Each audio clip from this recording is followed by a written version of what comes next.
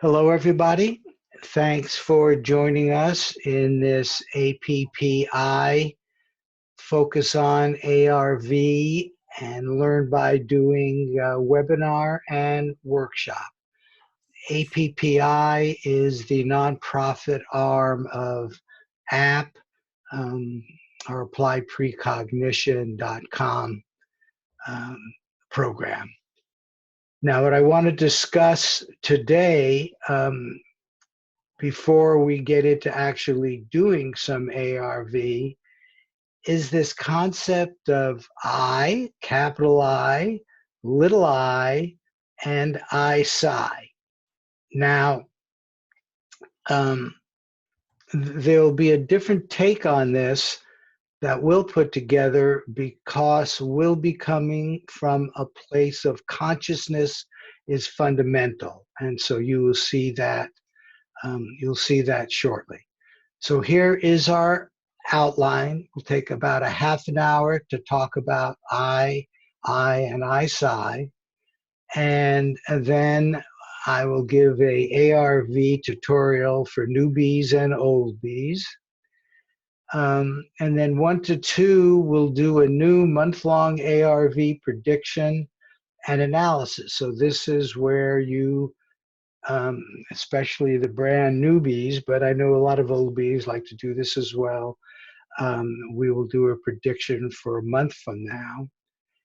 And then we do feedback, but today is a little unusual, as I'll explain, because last month we actually did a political prediction, and so we don't have any new ones, but I'll give us a nice feedback example here.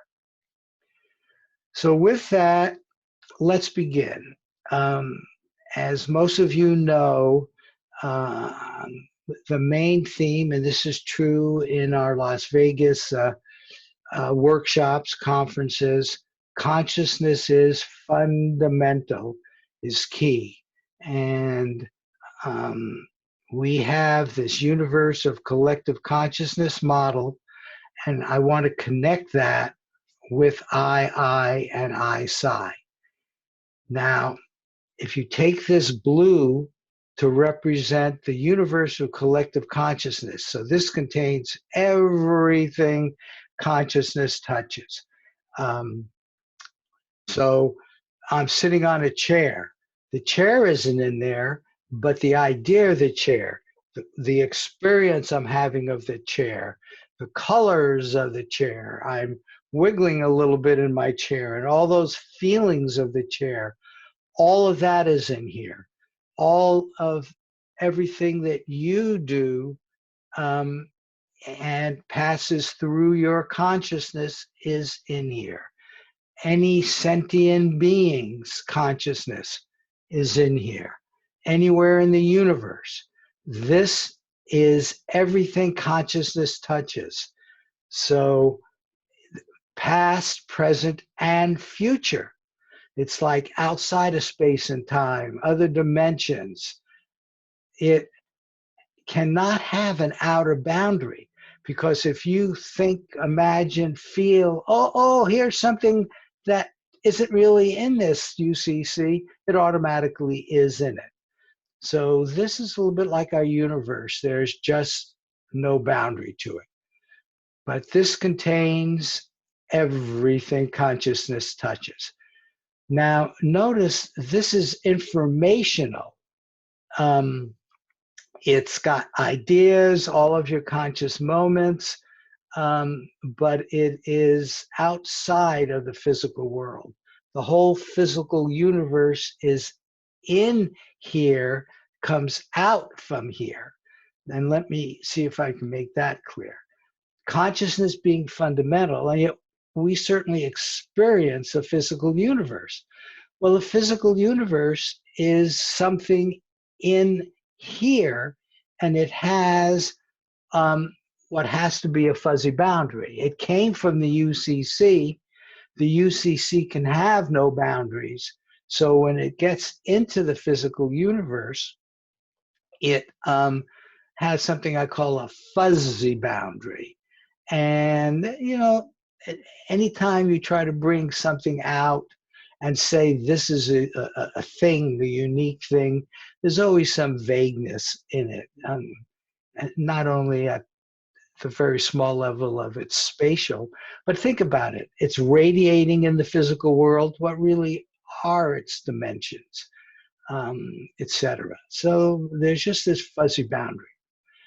Now there's this thing called entanglement energy, which is introduced right here, and it's very significant because it maintains the illusion of separateness. Okay, so there's an illusion of separateness here of this physical universe, of the chair I'm sitting on, that it's just one thing, and it really does look separate, basically, and it takes a certain amount of entanglement energy to do that, to raise it from the UCC, the non-physical, to the physical. And I believe it's the 0-point energy field that is the intermediary. But nevertheless, we know that there's this physical world of ours. And in addition to the entanglement and entanglement energy between the UCC and anything in the physical world, including the whole physical world, this maintains a communication channel. So this, the UCC has everything. We have a communication channel.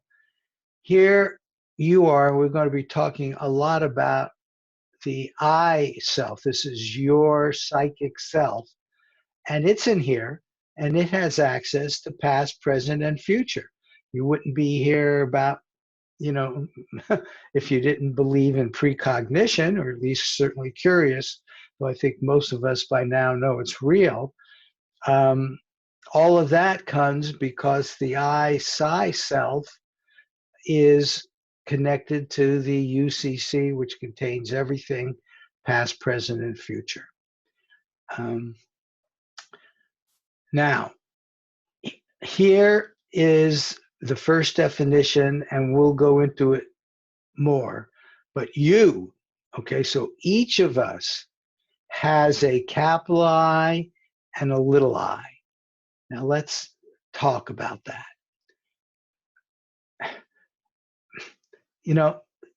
This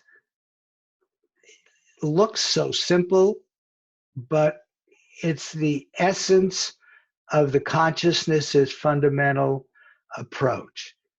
The big I is what I call now consciousness. That's this very instance of my consciousness right now for me, but we're talking about you. What are you conscious of right now? Take a look around your room. Are you conscious of all of that that's going on? But now you look someplace else and there's a new conscious moment. The capital I is just those conscious moments. In a conscious moment, it would be what you're conscious of now. And if you're paying attention to the short term, it'd be the series of these.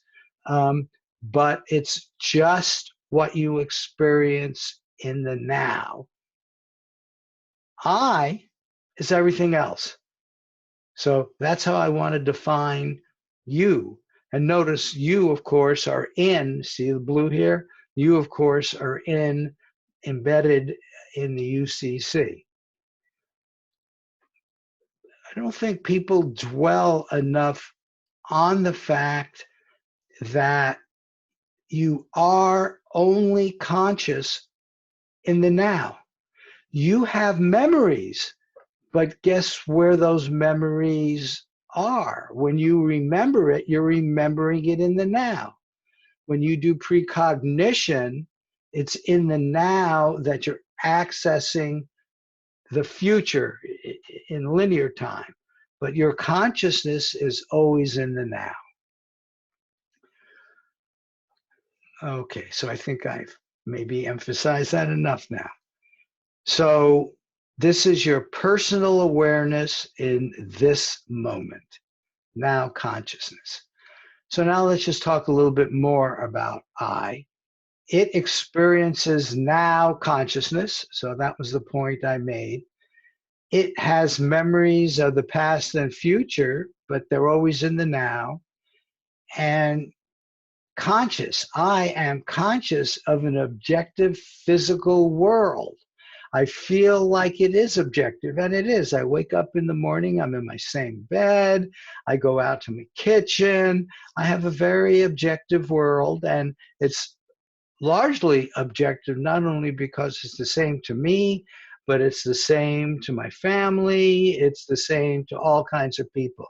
So it's okay to refer to an objective physical world, but it actually comes through little I, and I's connection with the UCC. Now I am conscious of thoughts, ideas, and emotions. These are the different kinds of things which I am aware of, and bodily um, um, aspects as well. And I live in now consciousness with free will. I've added this idea of free will um, because I believe in the now moment. It's very clear I have free will. I have choices. You know, I can raise my left hand, I can raise my right hand, I can touch my nose, I can do all these things. But all of those possibilities come from, again, little I. You know, certainly free will, certain complicated instances of what you do at work are based, say, on history, which is all stored and comes from little I. But nevertheless, if I want to do something different, I can. So big I has free will. Now, what about the little I? Little I, that's strongly connected to the UCC. This is often what I and many others would call like the subconscious. It's the submerged consciousness, and it goes deep, deep, deep. Some people prefer high, a higher self. I don't care what words you use, but it's connected to something much grander than the physical world, the UCC.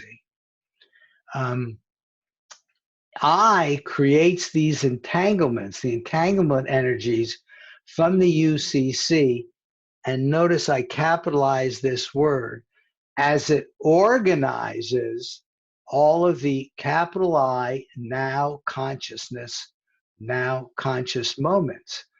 Those are somehow organized, and little I is the one that does that, and as it does that, it connects things up with these entanglement energies. Little I provides information to I's now consciousness. That, you know, what capital I gets, if you really think about it, all comes through the subconscious. When you see something, it goes through your nervous system, and then you become conscious of it. It creates this objective physical world, emotions and thoughts, ideas from the UCC.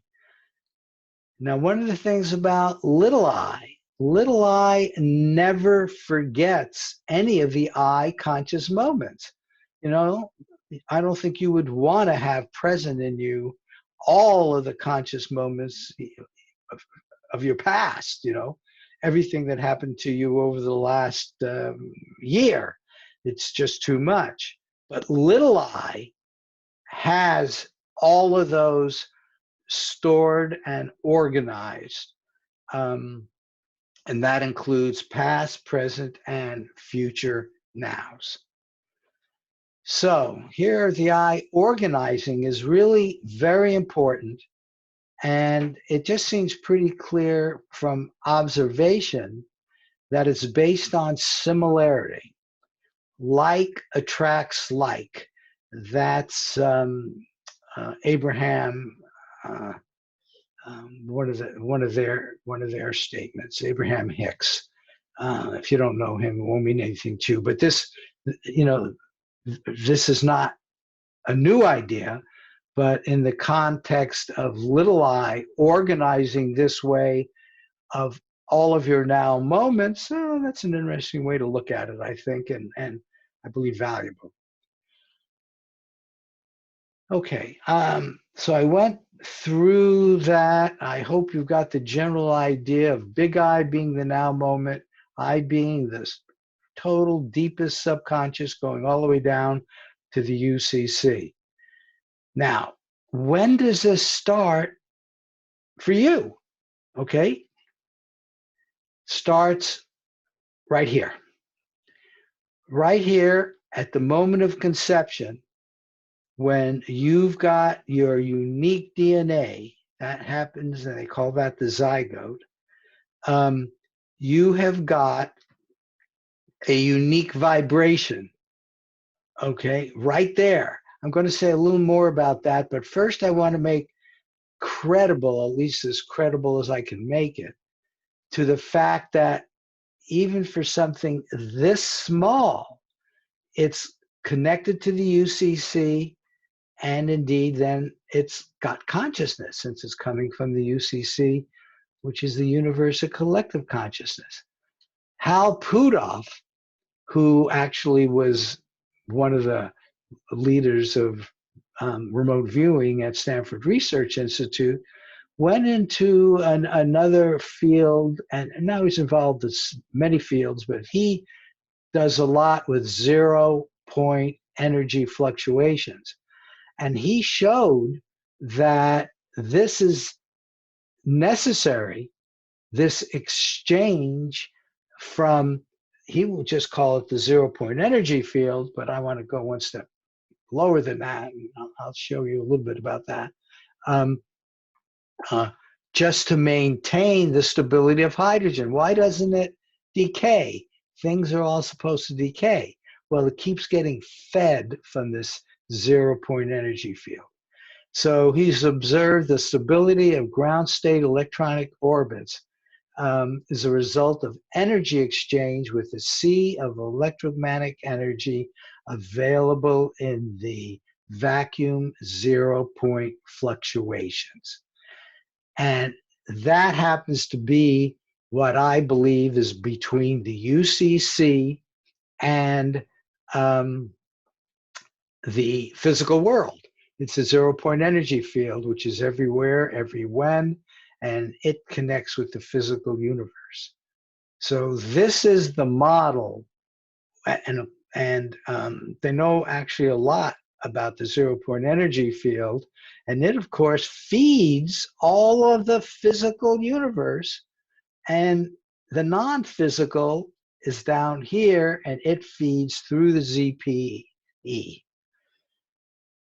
So it makes sense that you and your genetic DNA structure, and there may be other signatures, but certainly a DNA structure signature, as the cells divide, and it takes days to do this, and you're still very, very small, but you have got zygote consciousness. You've got 8-cell consciousness. We can't imagine what that is, but I can't imagine what virus consciousness is either. I have a hard time imagining what my dog consciousness is, but I know my dog is conscious. And I think this shows that everything coming from the UCC has its own kind of consciousness. Now, your DNA is probably a first kind of organizer, but now begin to see other factors becoming active.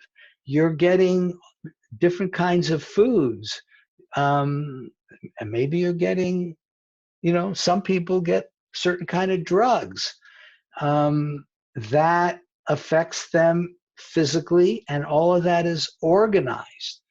But, we know mothers' voices are heard and recognized. Um, and at this point, actually, there's individuality. Nobody is in the same uterus, and things are being organized. And I is doing all this. The birth moment is certainly kind of amazing for you, and the being touched by outside mother this way. And of course, the mother has all of this going on as well. But let's look at it as the babies grow up. There's just so much which goes on, organizing with the mom, organizing how you get fed so you do it regularly. What's your reaction at a doctor? Um, this one goes both ways. You've got siblings, you're have a relationship with your sibling, and depending on whether you're the older or younger, the relationships are quite different, and they get organized in each of you very differently. Maybe the dominance here, and here having to be subservient, whatever. They're different relationships, but they're being organized by in that subconscious. What about, how do you handle these sound moments? How do you handle bullies or being teased? The school environment is so important when you become socialized. I don't like this one, but we all have negative stuff, and how you handle that when you're young, even younger than this, sets up these um,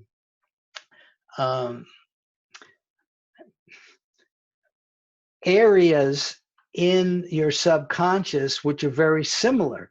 So when other things similar come up, you're going to react in a similar fashion.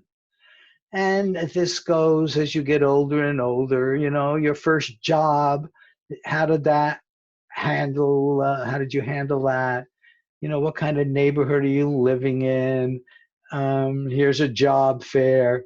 And then, of course, boys and girls, that relationship brings up so much emotion, and so much goes on there. All of that is organized and saved and used as information for the future.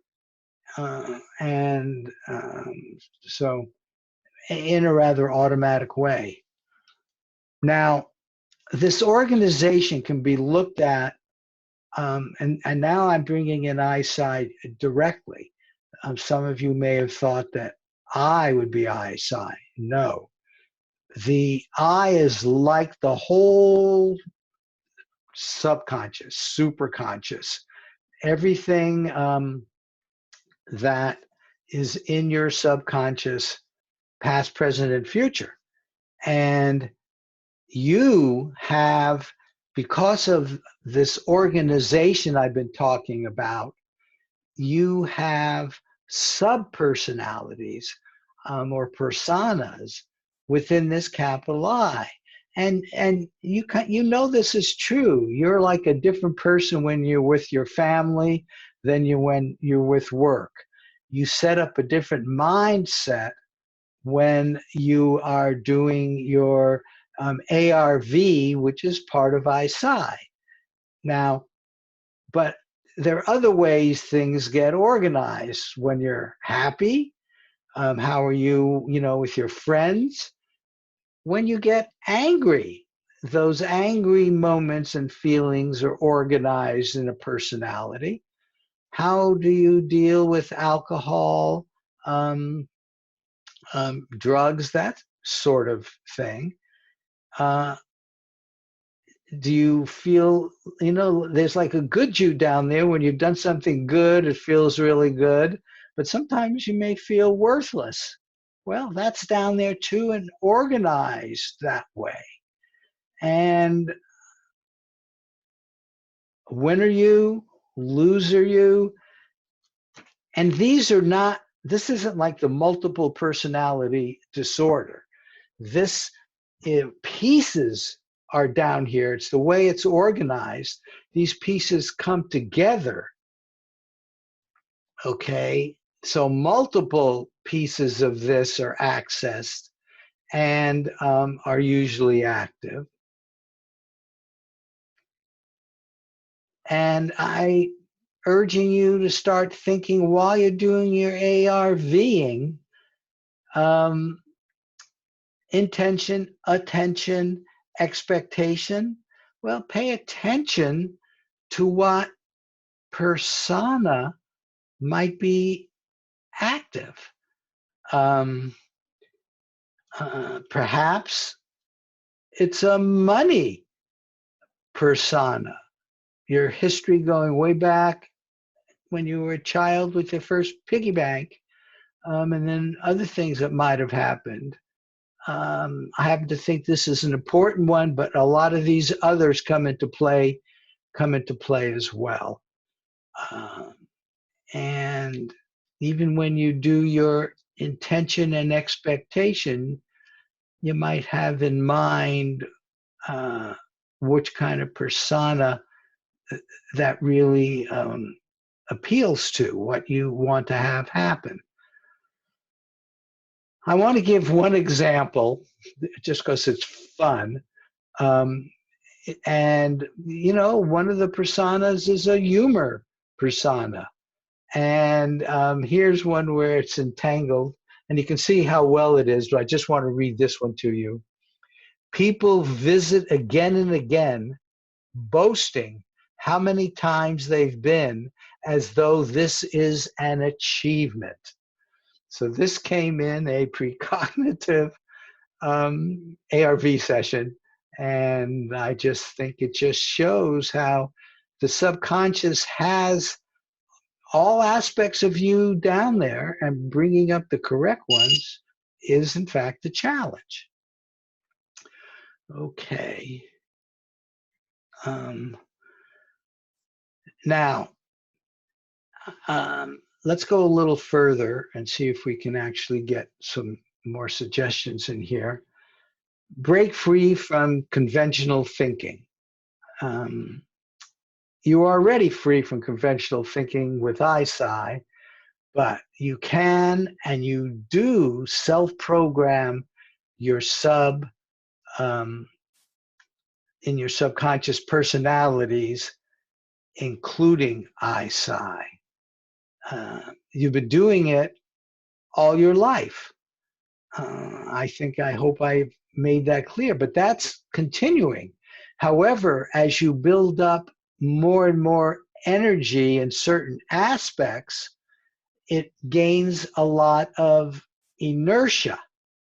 But you can change that inertia based on the choices you make, based on being aware of, okay, this is what I would normally do, but I would really like to do this other thing, and do the other thing over and over again. Some people say it takes 30 days. Some people say you can do it instantly, but you have free will and you can make those choices. Now, inertia is the default. If you do nothing, you're going to go ahead with what at the personal and personal level, conventional thinking, we just call that inertia. You go ahead doing the same thing, but you are free to make choices. You can modify your inertia, modify one or more of your personas. You can minimize some which are negative, say, toward your ARVing, maximize some which are positive toward your ARVing. And this is where you need to like quietly meditate, ponder what's going on in your subconscious, in your little eye. But it's clear if you do the same old thinking, you're going to get the same old results. So if you do want to make a modification in your inertia, you need to take some sort of action. Okay. Today you are you. That is truer than true. There's no one alive who is youer than you. Right? And it's you who needs to look inside you. I want to go briefly through this because I do think I'm now going to go through two practical suggestions. Going into your sub and looking as a practical suggestion. In fact, a very important one. Meditating on your deeper self and what you would like to do to improve your hit rate, say, since we're big on hit rates. But there's another approach, and this comes from a study which was published in the Scientific American about leaders in all different fields. So what do they have in common? What's going on in their sub-personalities that might explain their success that they have in common?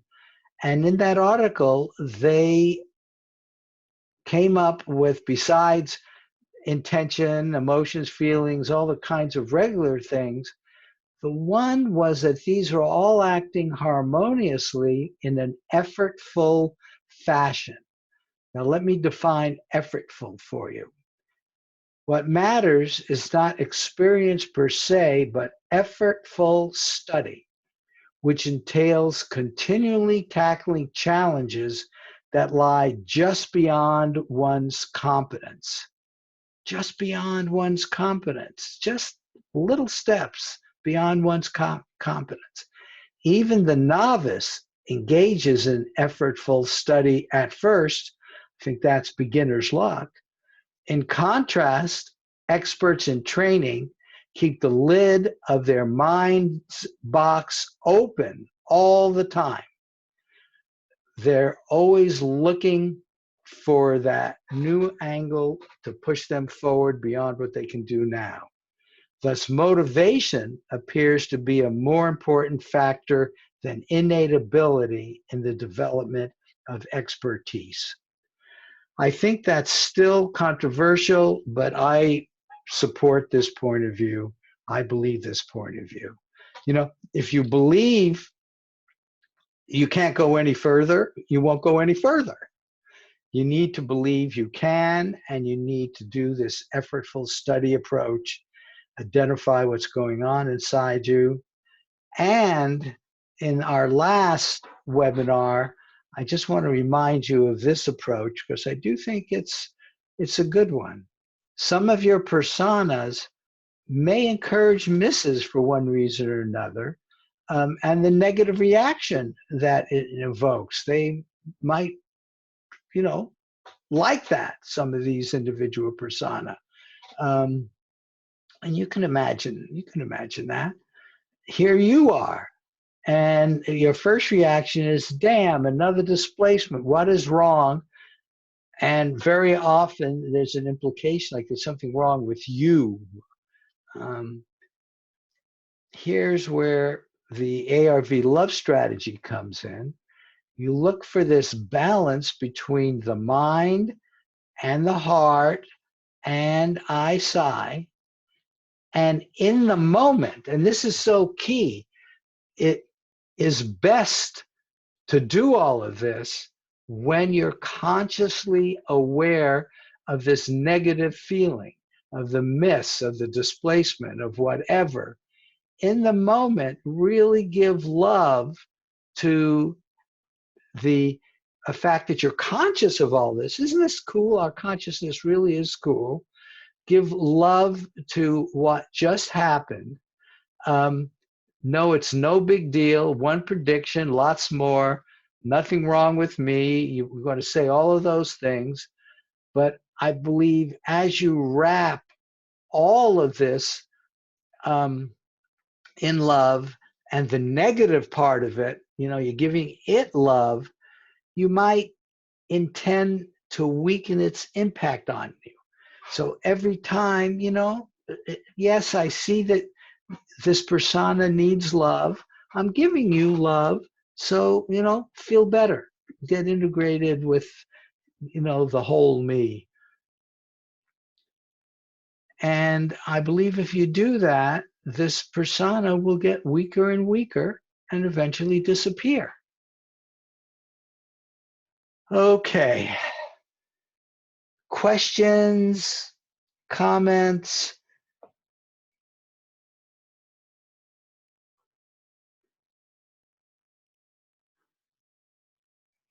Fair enough. We'll move on. You guys can turn off your mic or put a question or comment in the chat box.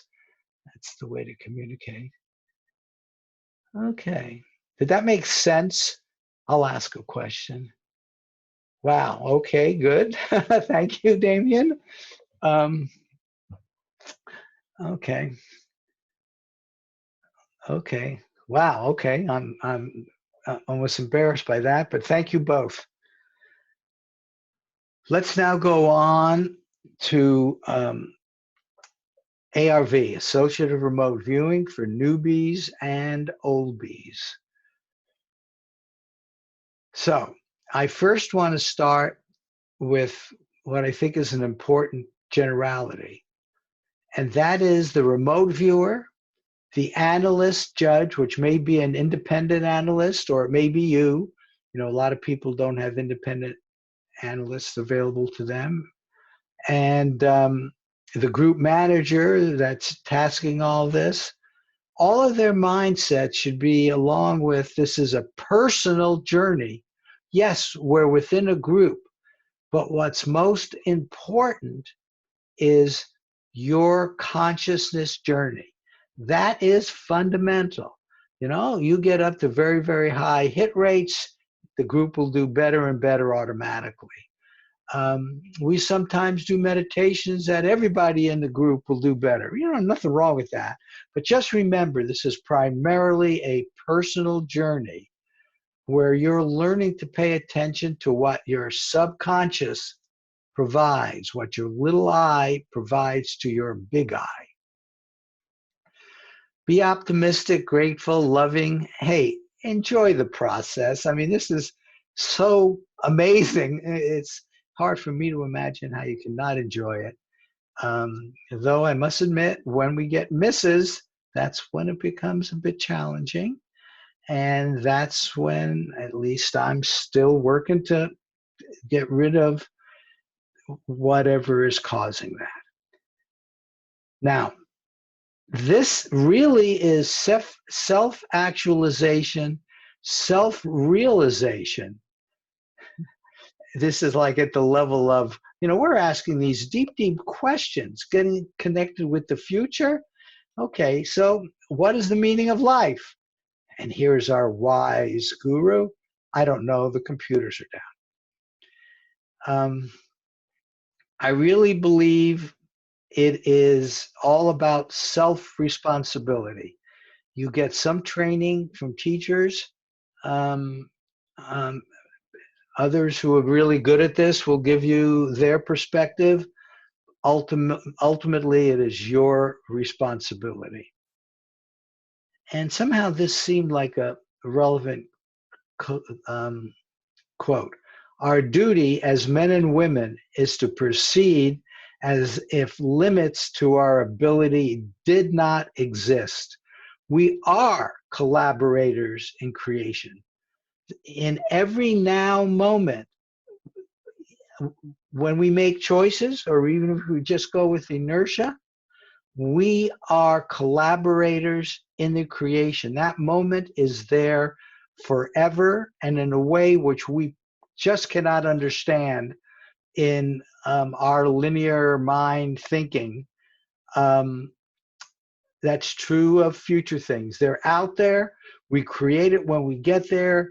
But since it never forgets and the UCC contains everything, we are collaborators in that. Okay, so here's associative remote viewing. We start with what is a normal remote viewing session. The tasking is describe and or sketch your, and we use 6-digit coordinates. Some others use letters and numbers mixed. It doesn't matter. We often call this a coordinate, but I actually like TRN better, which stands for target reference number. This is the reference number associated with the one and only target that it's your tasking to describe and sketch. So this is where you do your remote viewing. We're now looking at this in linear time. So it starts with the remote viewing session. Well, further downstream, you will get that feedback for that target reference number. And you will see that target reference number and a photo. We call it a photo site. I'll be telling you about that in a minute. But it's your target, a standard remote viewing target. You will see it here. This is where you know the truth. And here is where indeed you also describe and sketch it, kind of using your remote viewing sessions, even though you see it, but you're training your subconscious with each feedback session. You're learning, whether it's a hit, miss, or a pass, you're learning what to do with your target. So this is the truth point. And here you'll have the target and your transcript that you generated here.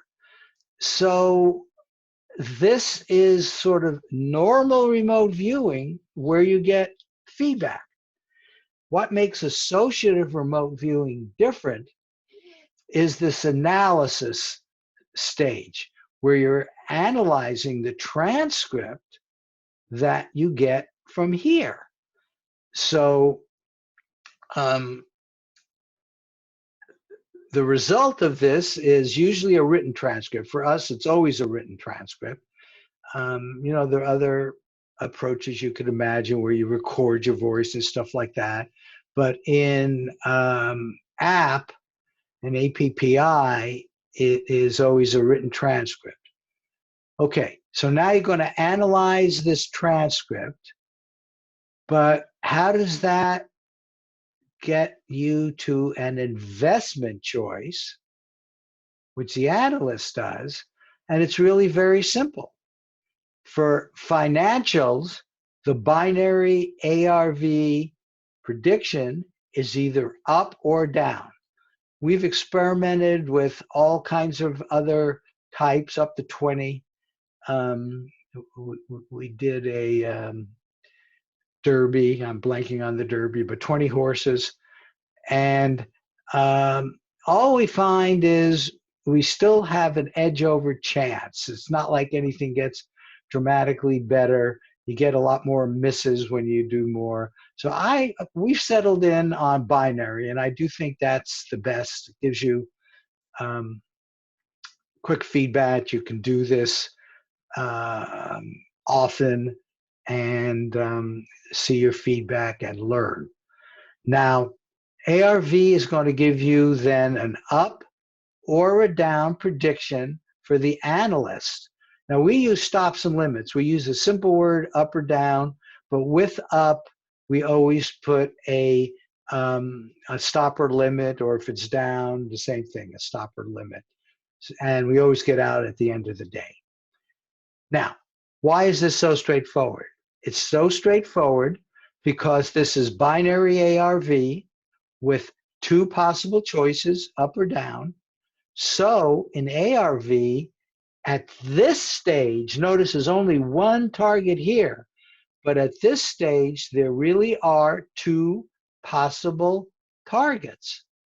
One is associated with up. Guess what the other one is associated with? The other one's associated with down. So if you get a really good match with the down target, and these are randomly associated, just as this coordinate is a random number. The computer does all this, not a person. If you get a really good description, it's reasonable to assume it came from the feedback target, giving a good match with the remote viewing session, which you're seeing now.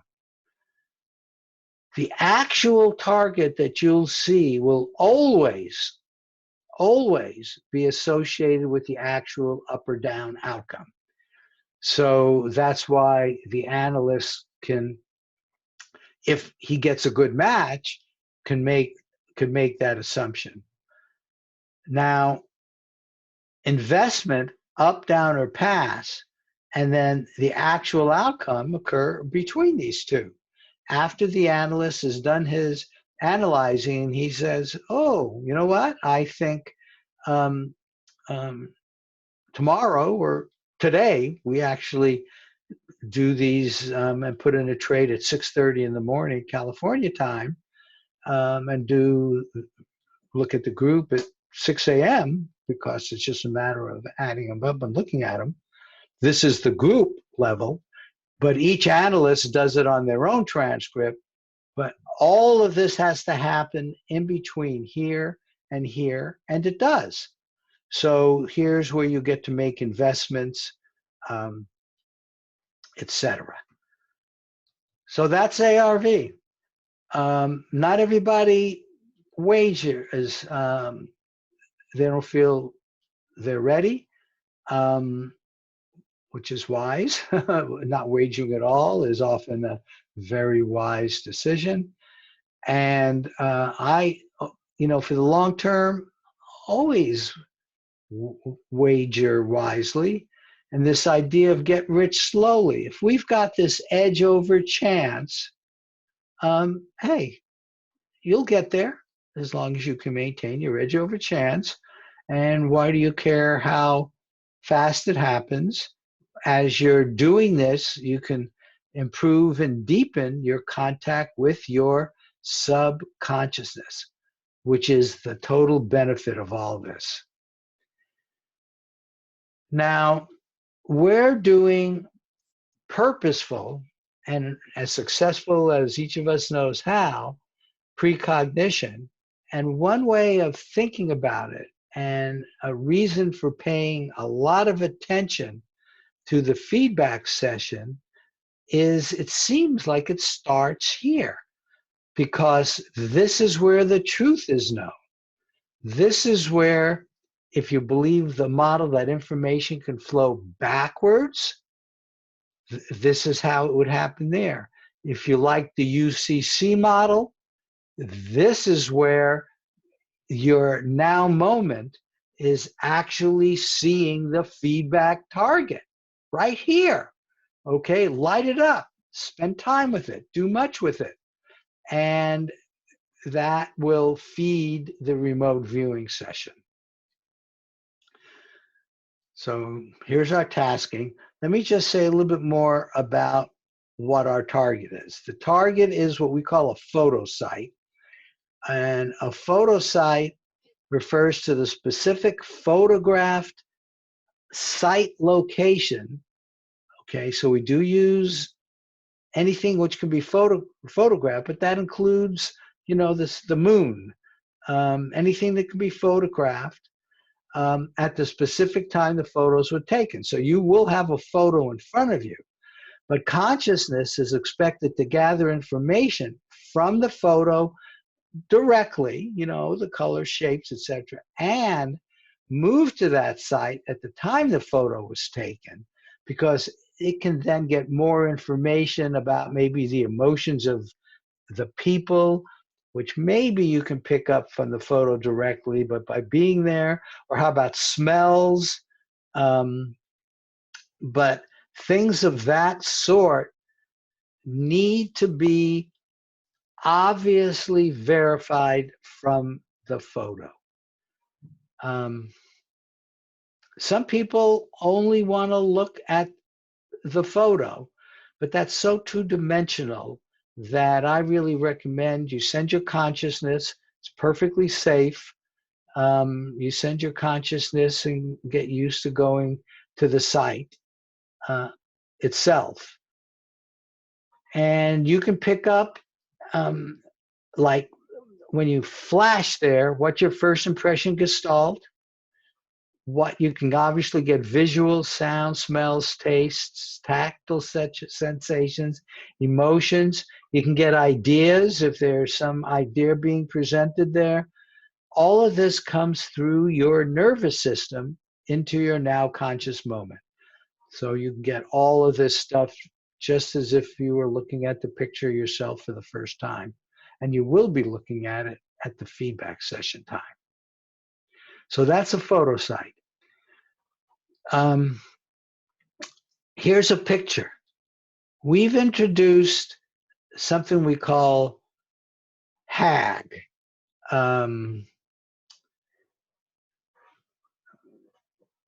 What is the, God, I've forgotten what the H is now. I can't believe it. But this is a gestalt, but it's harsh, analytical gestalt. The harshness is, for example, if you were to have people in your transcript, you know, there's a people back here someplace, a person back here someplace, and probably a group of people. But it's not in the photo site. And we would say, don't count it. And when we show you how we do scoring, you might give it a half a point instead of a full point. One of the things which is so important is this idea of full responsibility. Ingo Swann said it by the phrase, the viewer is in charge.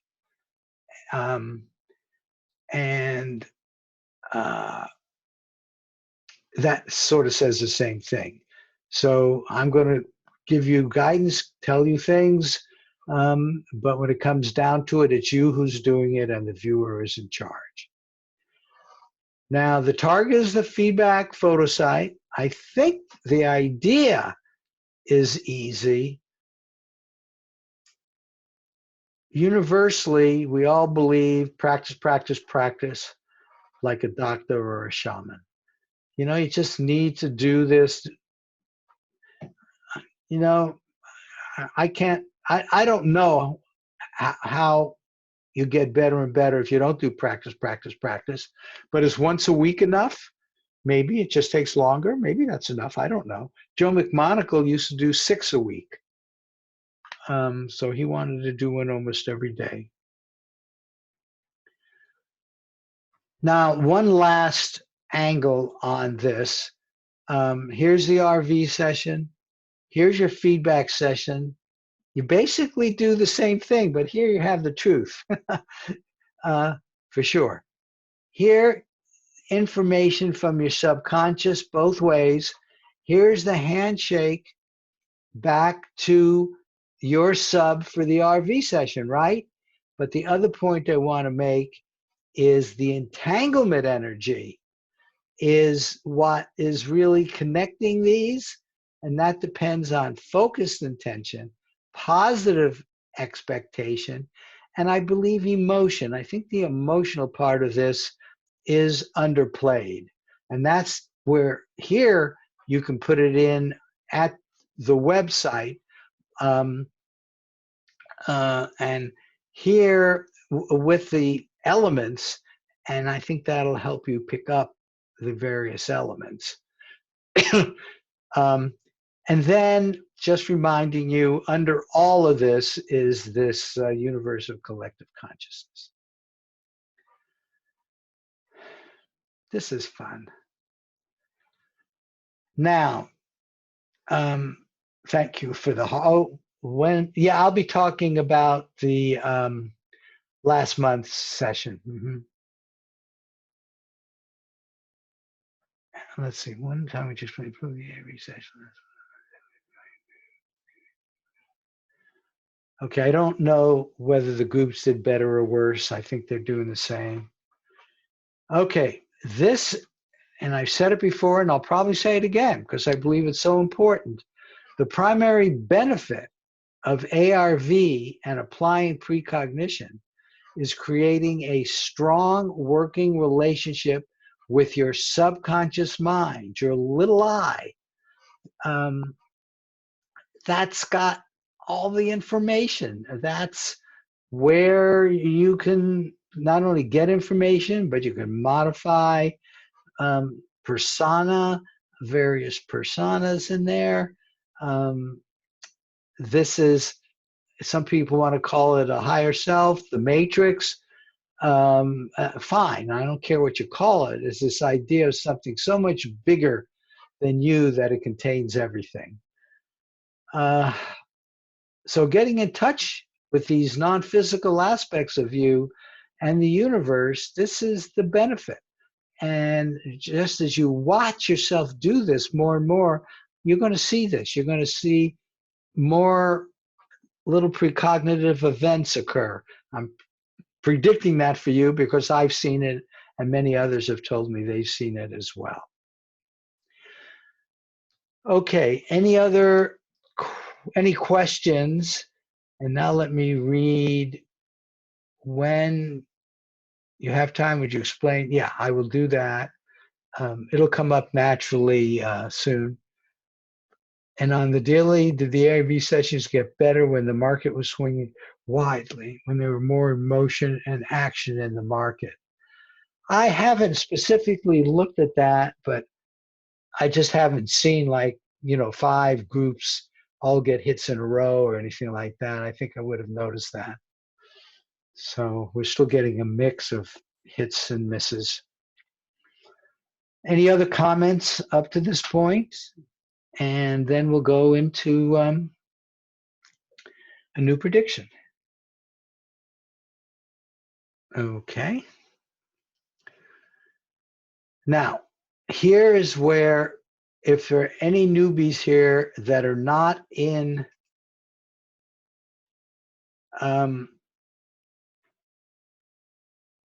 this webinar, is called Webinar Workshop Group.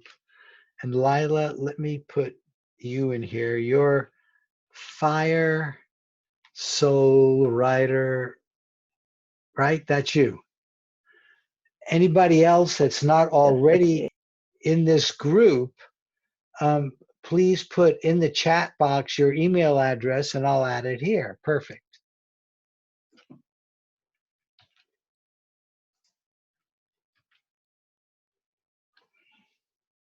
Okay.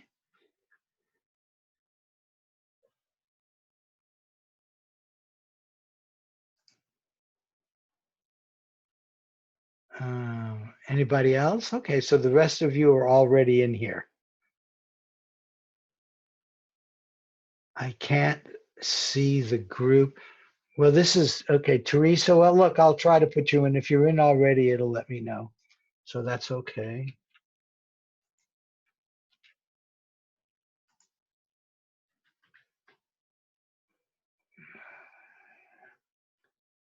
Okay, great, Lila. There won't be, I will show feedback, but not for last month because of the political one. Okay, anybody else need to, not in here? Okay, very good. So let me just add,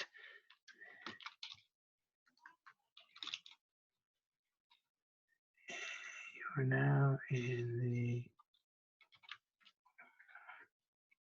workshop group. So this is a group just like all of the other precog groups, except this group we tend to do things over a longer period of time, like a month or more.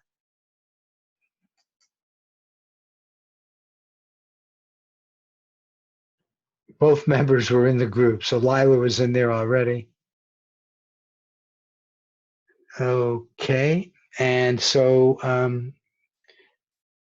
where's Teresa? Oh wait, did I have, oh, 2 people were in, so I don't know. I added 3, so I don't know who was not, but okay.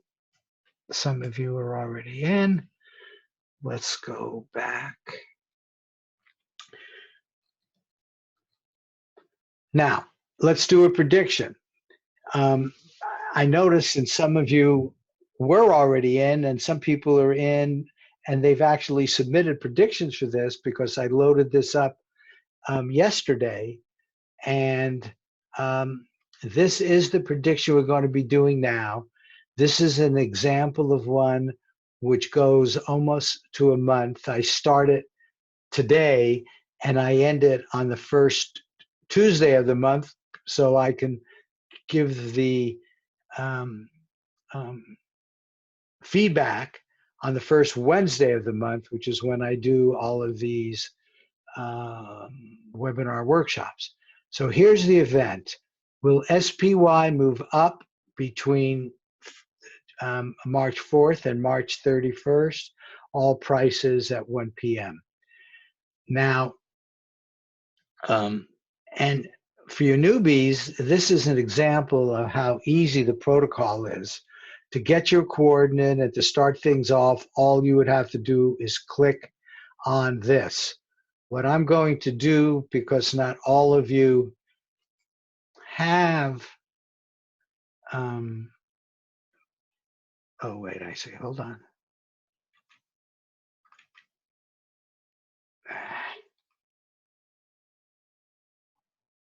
Did I lose it?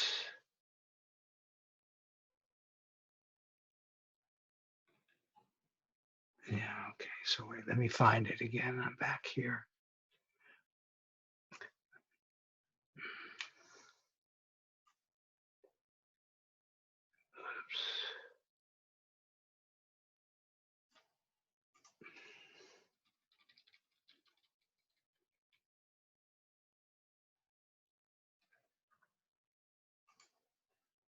Okay.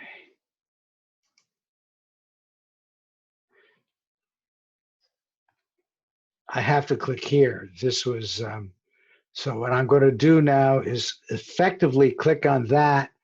If you were to click on that from your email, here's where you would go. I'm going to put that in the text box.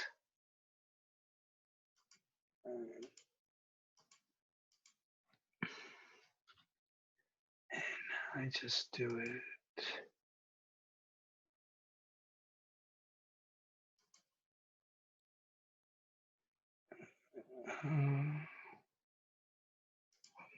Right now it's everyone publicly and privately. I don't know what that means. Everyone publicly, but I am not. Why is that? Oh, there it is. Okay. Okay, so if you click that link, you come up with this page. And I'm sure some of the old bees are probably going ahead, but this is for the newbies. You put in your email address. Everything is key to your unique email address. And here you can see, here are all the groups, but here's a webinar workshop group. You click on this, and lo and behold, this is my coordinate. I don't think I will do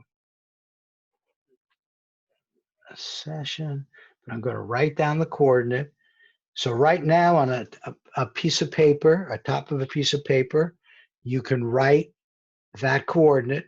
That'll be your target reference number. And here's mine. You can see it's my name. And you're ready to do your session. When you're done, we'll come back here and you'll upload your transcript to our server, which contains lots of useful information for you. So this is where, when you click on that, and I hope everybody has got that, here's where you get your coordinate. And you can do your RV session now. And old bees, experienced ARVers can start now. But for the newbies, let me just say, uh, a few more words to get you started here. No, Carl, um, this is not one of the standard financial groups. Okay, so Russ Targ wrote, "What do we know about Psi? The first decade of remote viewing research and operations at SRI, Stanford Research Institute." One of the key things he said, which I really highlighted here, he had others to say, but one of the key things here is I always ask a viewer to tell me, what are you experiencing? What is the shape or form? Tell me about, and this is the key, the surprising image that appears in your awareness. Or it might be an idea. It might be a word that seems to come out of nowhere. Well, guess what? That's the feeling of getting information from your subconscious. So that's what you're always looking for when you start your remote viewing session. You'll get quiet for a little bit, and then you'll write the coordinate down. You newbies, there are different approaches after that. Some people like to do a squiggle called an ideogram. Others just start taking whatever they get from their subconscious. Now, there is this thing, mental noise. It's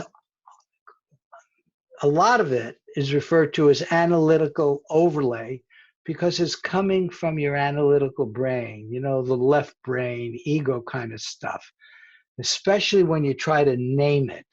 You might get red and round and you'll say basketball. But you know what? It could be tomato. It could be lots of things are red and round. And that's at the level of your analytics have jumped in and tried to put these little pieces together. Your sub gives you low-level things. It doesn't name things. And if you have a sense that it's coming from memory, that's AOL. We always write on the right side of the sheet the AOL stuff. That's become pretty classical. If you do it anywhere else, and if who's in charge, just write AOL, where you're letting the analysts know that you think that came from your left brain. And when he says imagination, there's different kinds of imagination. I think there's actually right brain imagination too, but he's talking about, again, red, round. Oh, I'm imagining a basketball. Well, if it came from the left brain, it's wrong. Never do analysis. If you're trying to analyze, oh, what does that mean, or anything like that, in fact, you should stop, take a 15-second break or so, and then come back when you get into something like analysis. If you think you're guessing high, you're grasping, none of those. What you do is just want to relax and let your sub give you this information. You want to be open to receiving the information. That's the key in remote viewing for the newbies. I think it gets to be just as simple as that. So on a sheet of paper, you should have the coordinate at the very top, name, date, time. These are always good to have because you're going to be doing many of these, we hope. And I recommend saying the coordinate out loud, and then you also say it out loud at feedback time.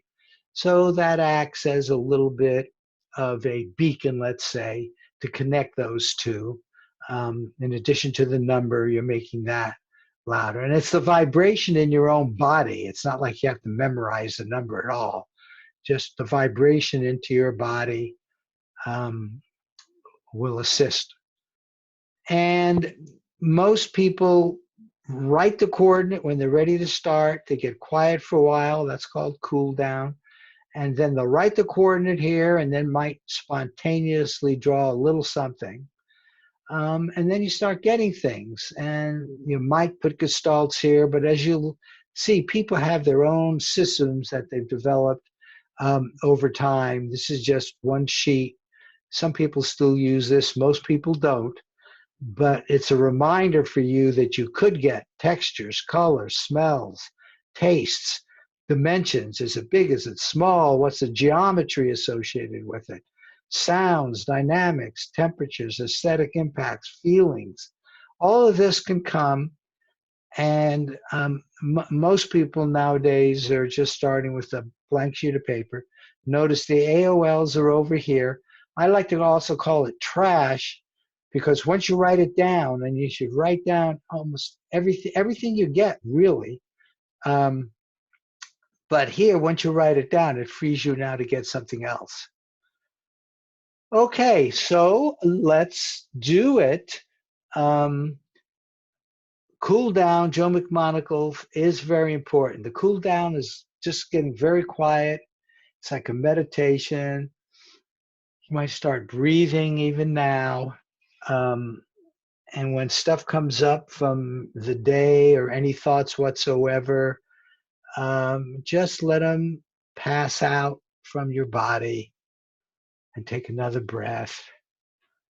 Uh, some people like to have binaural beats. Other people have different things they like to listen to. I'm going to give you a link to that if you want to listen to that on your own.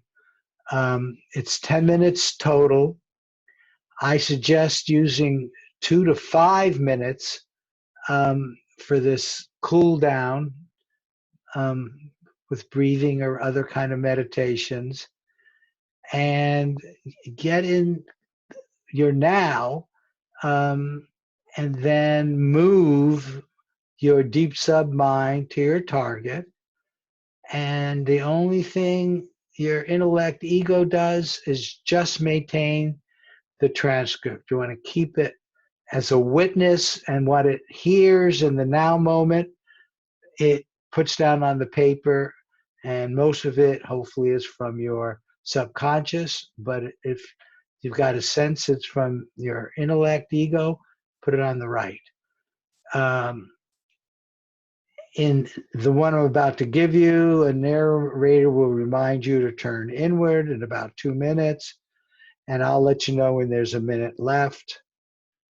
And this is the link, and I'm going to put it in the box for all of you.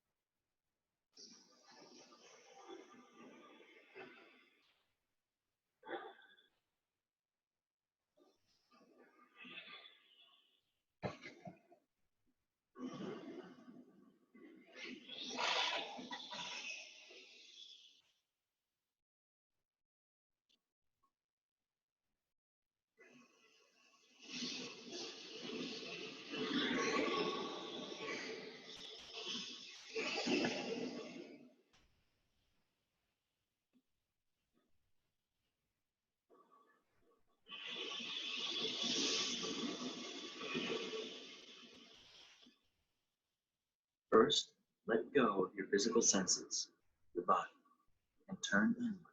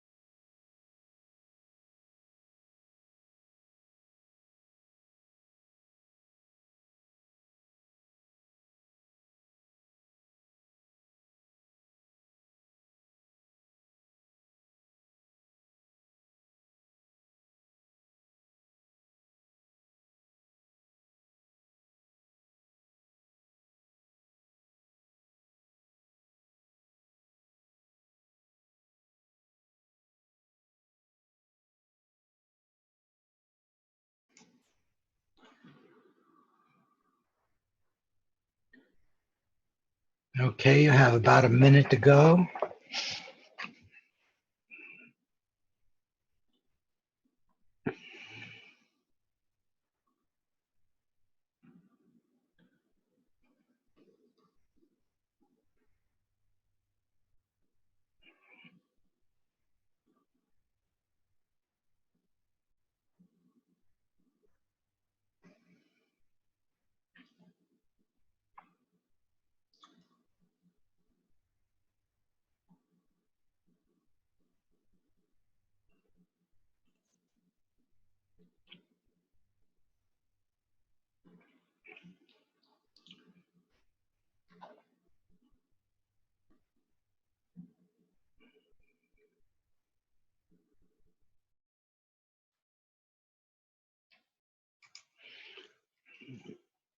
Okay, come on back to your normal state. Um, is there anyone here who is a first-time true newbie? I'm wondering if 10 minutes is too long. You know, the information after you get ready to start, after you do your cool down, comes very quickly.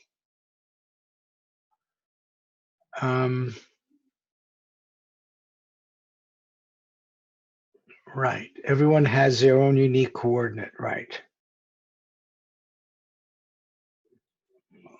Okay. Well, I guess, Tim, you know, if you get done soon and on the end of your transcript, write end or um, I'm saying most people are doing EOS end of session, EOS end of session. And if that happens earlier, just relax. You know, what's nice about webinars is you can go get a little snack or something. So you all now have a transcript. Um, we got some from people from this webinar group earlier. Let's now do some analysis, right? So now we're going to match. So we now have our analyst head on, right? It's where we're going to be very analytical, maybe a little intuition about matching the two targets. Now, notice you haven't seen them yet. You've got your transcript.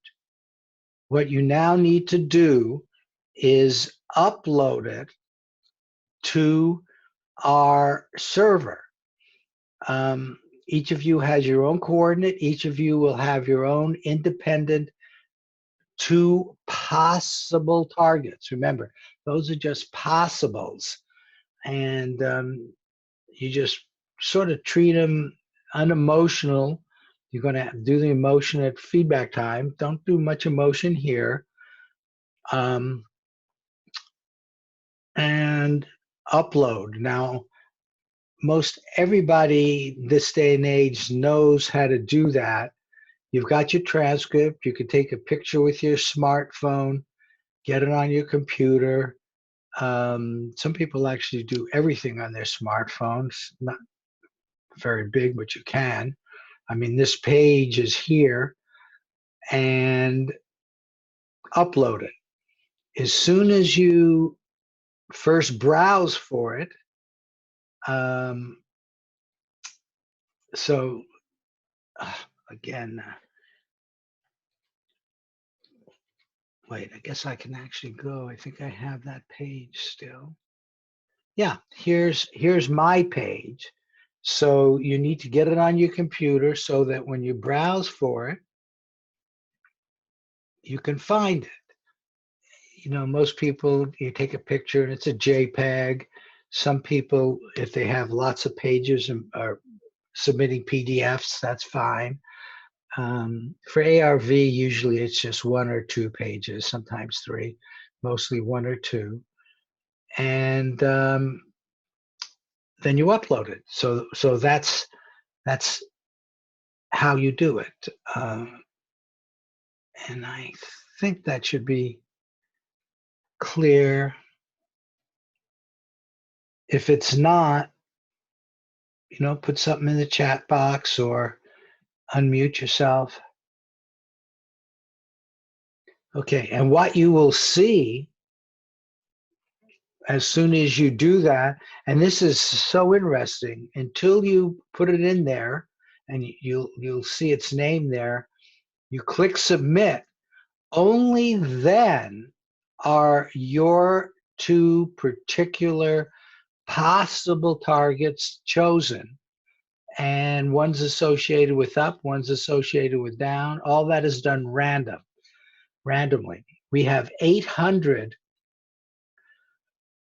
sets of pairs of possible targets. So, each of you will get a different one, most likely. And it's true precognition, because until your transcript is uploaded, the actual possible targets are not even chosen.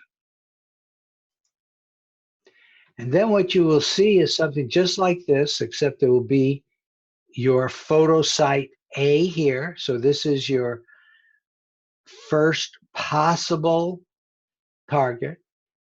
They're shown individually. I actually recommend, but again, the viewer is in charge, that you take your transcript and you mark every element with an A looking at this picture, either a capital A or a little a. In fact, we'll get into that judging in more detail.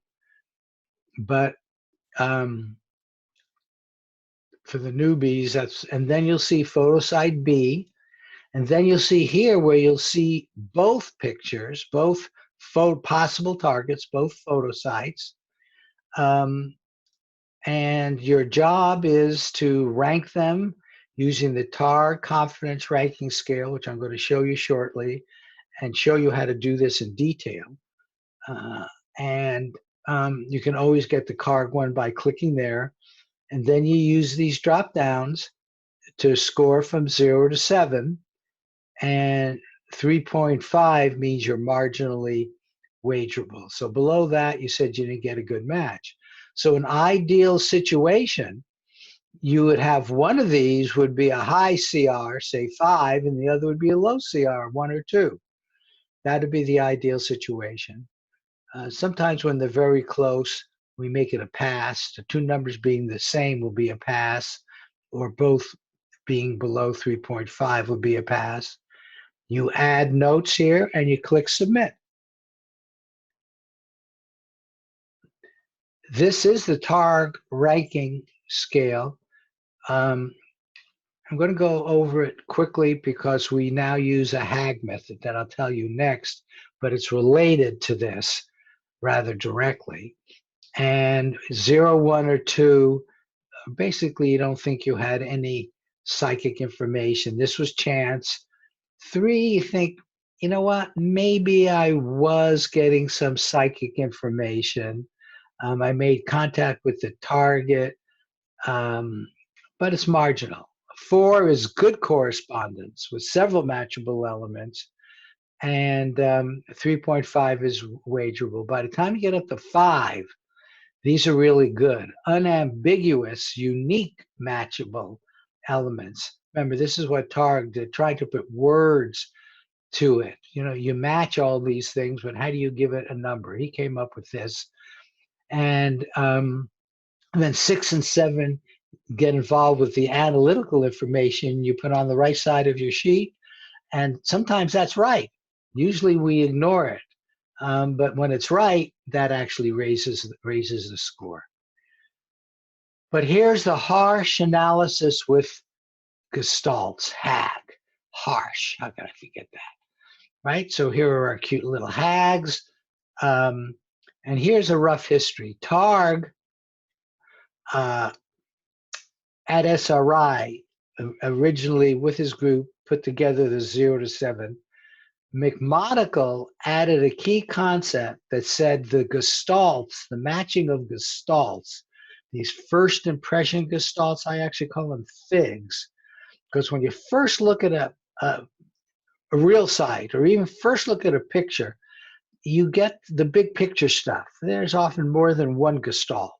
You know, there might be water, there might be a mountain, but there might be a building, or there might be a house, um, um, something that just is the first impression gestalt. And Tom McNair added the word harsh in a nice way and modified the denominator. And so I'm going to show you what that means now. Okay, the harsh means unsettled, ungentle, and unpleasant in action. And that was like the example I gave you with no person in the bowling picture. Okay, you would not give that good credit. That's harsh, even though you knew he was nearby. You're only supposed to describe and sketch what's in the picture, or really, well, yeah. Okay, now here's where you get to what do you do with your transcript to get to the scoring. First of all, you mark all elements with an A. Some element, when you get to the B picture, might also have a B or nothing. So every element on your transcript, an individual word, sometimes there's a phrase, a picture, sometimes pictures, if they have a lot of information, you could give multiple A's or B's to that.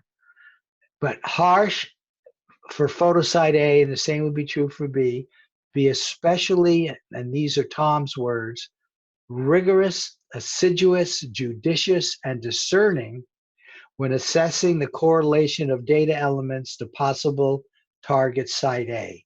If it doesn't strictly correlate to possible target site A, don't count it.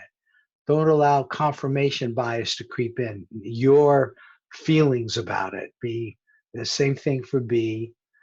And then with gestalts, same thing, you know, be rigorous, assiduous, judicious, but these first impression gestalts are important because they account to half. And the figs, well, I'll show you the formula, but the figs can have a maximum of 1. If you really captured the first impression gestalts, you'll get a 1. Now, you count up only the data elements you've labeled as A or B and use the sum of these elements as the denominator. These data elements, God, this is so wordy. It's easier than it sounds.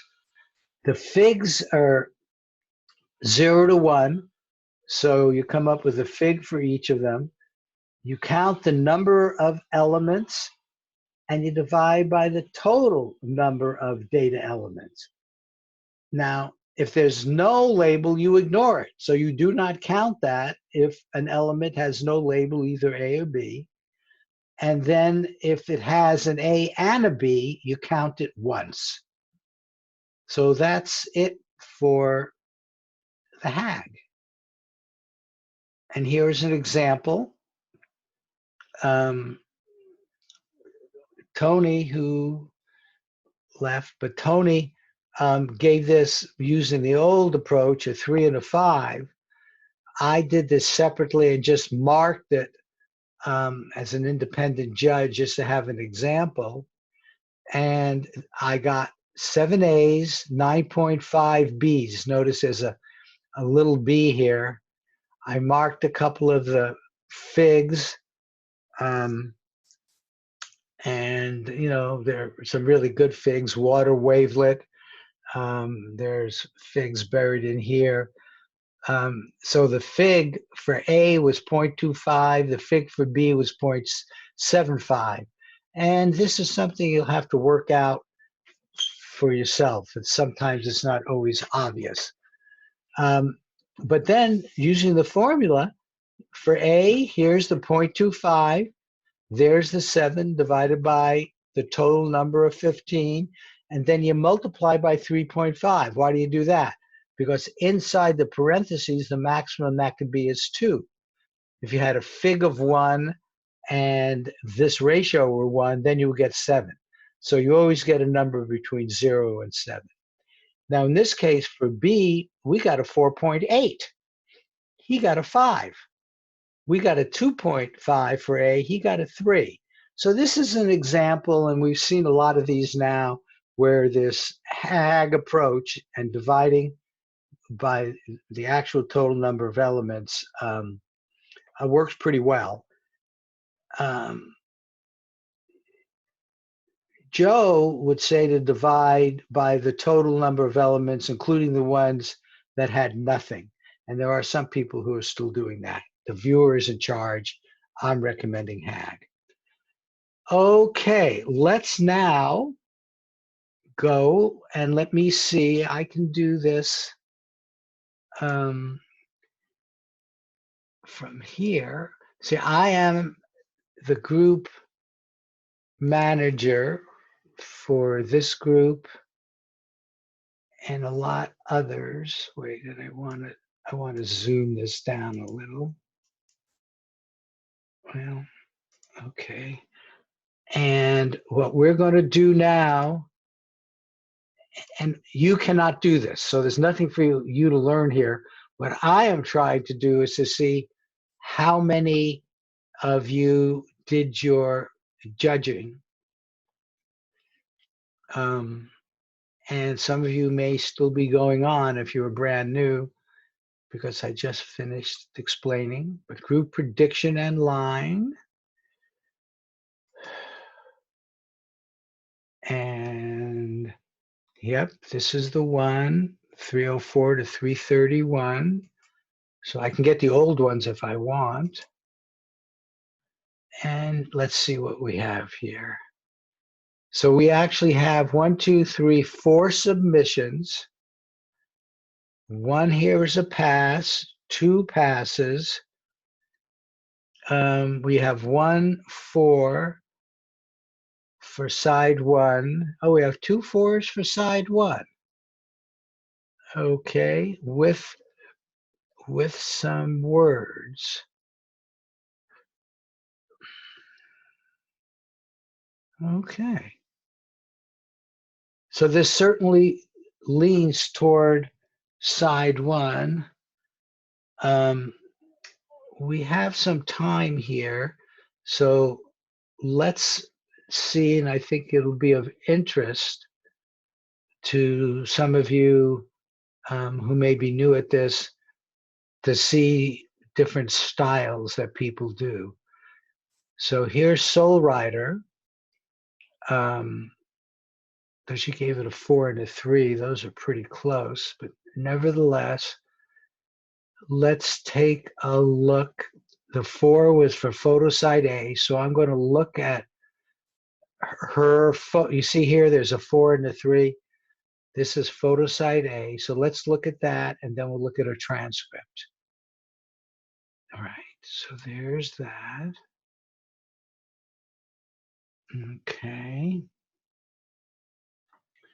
Now let's see if we can get her transcript to look at at the same time. So that's an interesting picture. You know, what would you say the gestalt, first impression gestalts would be? Maybe rectangles and 2 colors, maybe 3. Okay, so now let's look at her transcripts. Where did she go? What was it? Here. No, that's something else. So it's got to be here.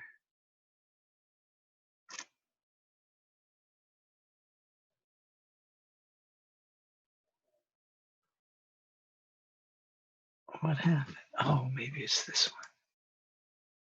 There you go. Okay, so it's that one there. Let me get rid of that just to make my life easier.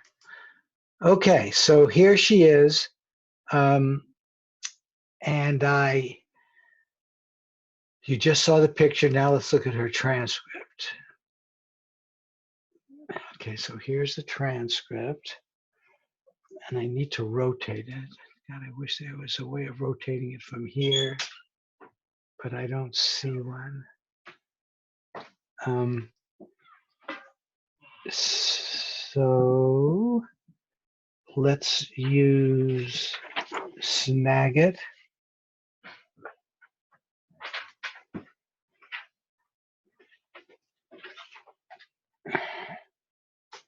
And we'll capture this, and then I can rotate it.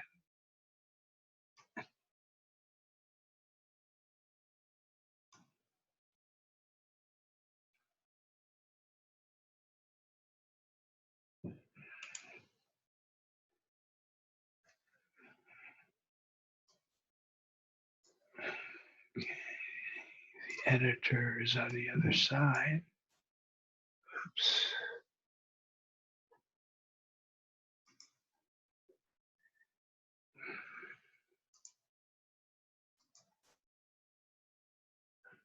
You can't see what I'm doing. It's on my other one, but I'm going to rotate.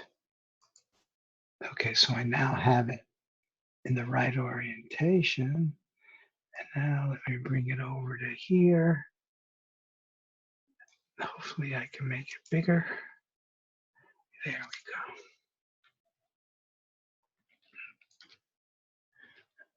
go. And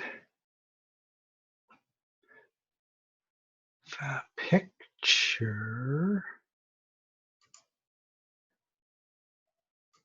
is there. So let's see what she did. Lila, I don't think is here.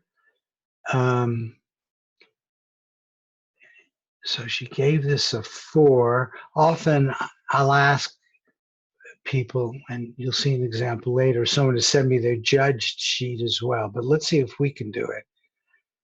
Sharp, sandy, fabric, stark, yeah. Green, yeah. I guess these are stripes. Straight, certainly. I don't see, well, maybe you can see a little slanted, but right now I'm pushing it. Planted, well, there's a plant there for sure. Stationary, yes. Silence, yes. Feelings to the point. Popular, good.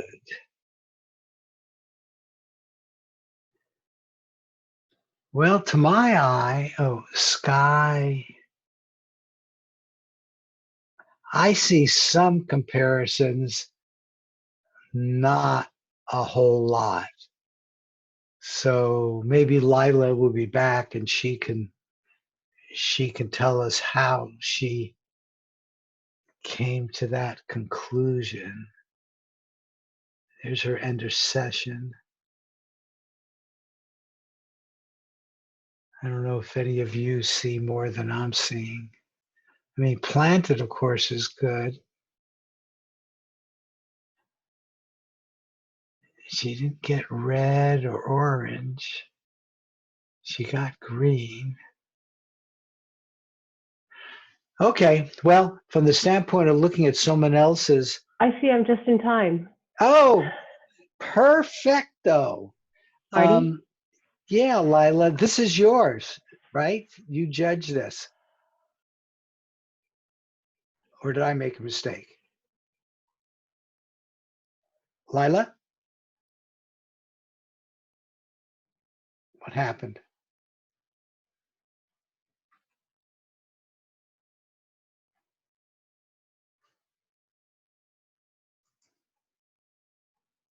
Lila, are you there? Yes, I just got here. Oh, Thank okay. you. Okay. Yeah. Okay, get on your Zoom. Yeah, I'm here. And you're seeing the screen? Yes. And that should be your photo side A and your transcript that you gave a 4. Correct. Yes. Okay, I was looking at it, and explain to us how it became a 4. My very first, my ideogram shows me that there's something down low. Oh, and that's they're what the this is. That's Okay. what that is. Yes. Okay. Yeah. That it's not, and it's not something giant. It's not something big. And then my very first precept was the word stark up there in colors. Stark. Yeah. Okay. Well, What would you call that? I have no stark. problem calling it stark. Yeah. Okay. Okay. Uh-huh. And then I just wrote the word dark, which just rhymed with stark. But then I left that, and I don't know. I drew a flower design. I drew the spot. I drew the circle. Oh, Those the are the things. circles are the pots. Yes, because they're Yeah. round. Right. Uh-huh. I guess you don't have my transcript. I emailed it to you. Now I The just don't one. have time to get to it, but I've got Okay. you. So Okay. Yes. Yes. you're Okay. telling us, which is just as good. Okay. And footed. Those pots are footed. They have little. That's what I call footed. They're not just straight I on the see. floor. Do you see what I'm saying? The ones on the left. The ones on the Oh, left. these. Yeah, Okay. those are footed. And actually, this is Um. footed as well. Okay. Yeah. Interesting. When I was looking at that, well, of course, Uh-huh. I didn't understand here, but that's so important for you to explain. Yeah. Very good. And you got Um. round. Yeah, round, and then up there in textures, sharp. Right. The angles are sharp. Those Uh-huh. are sharp angles, and the walls, the edges, those are sharp. See, what's so interesting, when you wrote sharp, I don't know if you even, sharp like a knife is different than sharp angles. I And, did not. Yeah, yeah. No, I did not mean. I did not specify sharp like a knife. I didn't have that in mind. right, right. Sharp angles So works. yeah. I have an AOL of flower. Oh, see, I couldn't read that. Oh, that's Oh, okay. right there. In fact, it Flower. almost looks twice. Or did you just do it to make it clear? The Isn't that? first one I wrote flour as in ground wheat, and I went, no, that's not what I mean. I mean flour the flower. Isn't that funny? So I left it. Wow. Isn't it? Yeah. And then down below, my ideogram is the flower, kind of. Here, sure. Yeah, yeah. And then the circle pop. And Okay, that's I am right. so glad you were here because I was having Yeah. trouble seeing enough, and now I do. Okay. And now I do. There are Very stripes in the good. floor. There are stripes in the floor Yes, to yes. me. No, no, Okay. no. I saw that. Okay. Yeah. Yeah. And So so compared, yeah. using HAG, did you use HAG? No, I still haven't gone back to that That's okay. recording You to listen use, to that's it. okay. The viewer's in charge. You use Mm-hmm. Russell. Um, and a 4 certainly sounds reasonable both ways. I think HAG would give you something like that. Um, yeah. Yeah. Excellent. Excellent. So anyway, thank you. Thank you. And let Sure. me close this. There was one other person who went in the same direction as you. And let me find that person. Okay. And that was side 1. There you are, Carl. Okay, so let's see what Carl gives us. So you still here, Carl? Hey, Marty. Okay, hi. Let me Hi. open up just like I did here, and then you can explain your 4. Okay. There you go. Oh, okay. Water, person. Nice. Bubbles. Nice. Okay. So there's a picture. And now let's go the photo site, I prefer to say. And then here's your transcript. Ooh, even upright. I love it. Okay, now to move it over though, I think I do need to copy it. Oh, no, I can do it as a separate. I can do it like this, I think. Yeah. There you are. Wow. Very nice transcript. Again, the rest of you are seeing, everybody does their own transcripts. No ideogram. Okay, why don't you take, I could look, why don't you take us through it? The good stuff.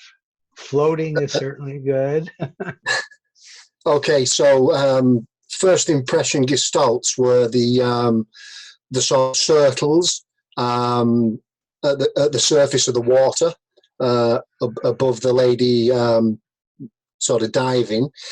Then a hole and floating, and then I just kept getting images of vapor, cloud, liquid, sort of intermingling, and I sort of thought it was the sky at first with the blue, and I put the AOLs of sort of Eye of the Storm, cloud, and then the rings of Saturn, because I was getting a sort of really impression. Okay. Like cloud, smoke, liquid, vapor, like Yes, blending. basically. You got both here. You got the liquid and the vapor. And then I sort of saw some like holes, the top sketch. I don't know if that was the person's eyes with the goggles on. I couldn't make anything more clear from that one. Right. But then I drew an eyeball underneath. Right. And I like the way you did your AOLs. Where did you have blue? You said blue, and that AOL'd you, even though you didn't put it down, into something like a sky. That's right. I That's put them what on you the said. left from the sensory data. Right, but you didn't say sky. But that's okay. No, I'm just saying I see the blue, which is right on, of course. The sky's above the word white, two above the blue, Marty. Oh, I see. Okay. Okay, so you did get a century of that. Anyway, this is really good. Liquid. Yeah. What do you think this referred to? The bubbles Yeah, quite possibly. or his face? Yeah, you never quite know, but yeah, well done. Thank you. Yeah, well done. Oops. I just want to close that one and that one. Okay, so now you are going to see what a typical group manager does. He's got this information. He can go look if he wants to and independently. Okay, I'm glad you had scored that. And you are leaning towards side. Oh, no, you gave a 3 and a 3. Okay. But here we have a 4 and a 0 and a 4 and a 3, but both in the same direction. We have 2. So as a group manager, I am going to predict side 1. And it looks like side 1 here is no. So we're predicting no to the question, which was, will the SPY be up in a month from now? So let me just write that down. Predicting no with 2 no transcripts. And 0.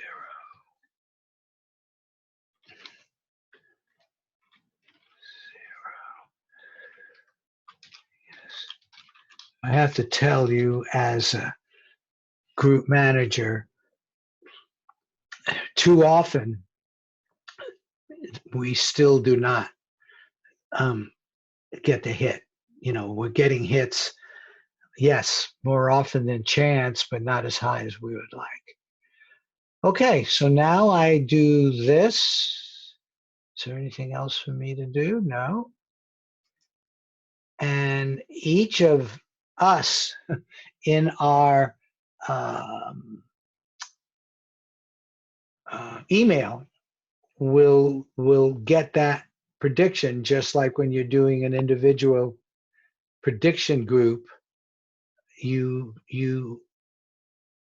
get to prediction so you can act on it if you wish or not.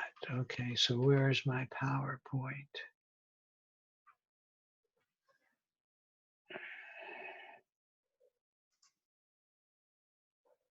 There it is. Okay, I had to lose. Let me bring back the chat box and the people. So we're now in the last phases here, and I just really want to emphasize what Joe McMonagle and Ed May was the scientist with this program, I guess from the beginning, but he became head, both scientist and leader at SRI of the remote viewing program after Hal left. And Joe has just been doing this forever. He's remote viewer 001. And they concluded that what is clear, at least to those of us on our long established team, is that intention, attention, and expectation play a very important role in the success of both application and research of remote viewing. You know, your subconscious knows.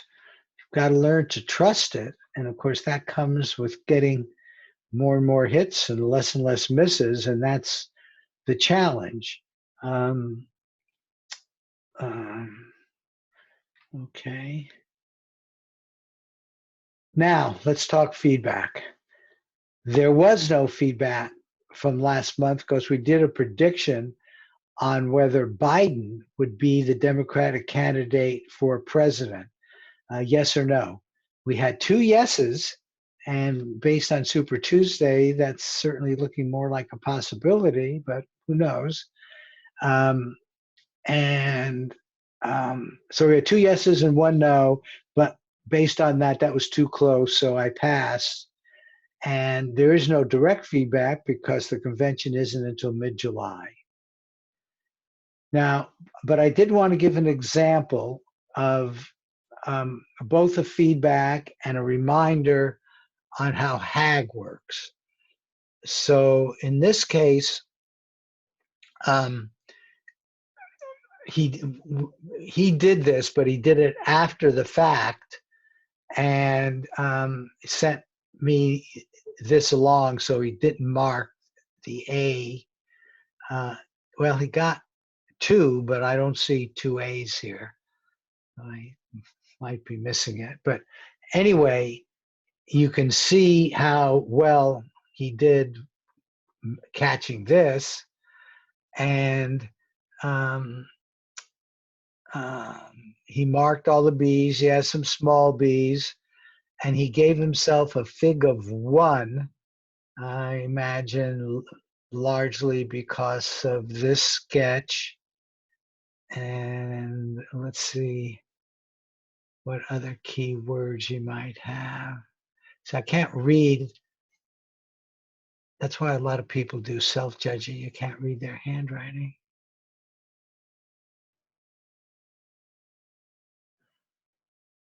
Did he get green? Well, in this case, oh, nature, flower-like,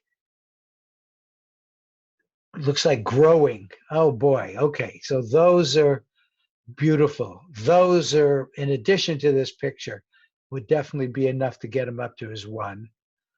And then he got 11 plus 2. He gave 2 for his sketch. Again, the viewer's in charge. And so he gave it a 5. So hopefully you see another example of a different style. I don't know who taught him this or if he did this on his own. But notice a lot of ARV comes down to 1 page. And that's really all you need. And the information comes quickly. But some people write bigger. They use 2 pages. Now, this is an example where he divided by 30 rather than, I think I counted 18 or something like that. He counted every single one of these elements, even the ones that are unmarked. So he really didn't do HAG. He really did Joe McMonagle, because 50% is here, but the divisor is all the elements, as opposed to HAG, where you would only count the A's and B's. So the viewer is in charge.